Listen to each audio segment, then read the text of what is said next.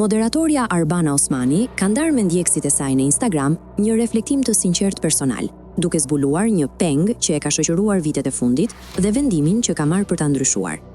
Përmes një Insta Story, Arbana ka treguar se për këtë vit i ka vendosur vetes një qëllim të ri, i cili nuk lidhet me angazhime televizive, por me pasurimin e mendjes dhe shpirtit.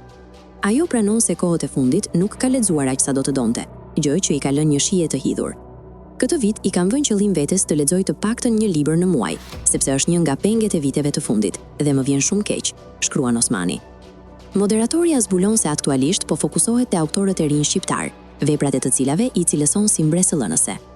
Kam lexuar disa libra shumë të mirë këto kohë, të gjithë të shkruar nga autorë të rinj shqiptar, mbresëllënës, shprehet ajo. Ky pasion i ri nuk do të mbetet vetëm personal, por do të reflektohet edhe në projektin e saj televiziv. Arbana bën të ditur se disa prej këtyre autorëve i ka intervistuar tashmë për emisionin Mirëmbrëmja Yje, ku publiku do t'i zbulojë në episodet në vijim.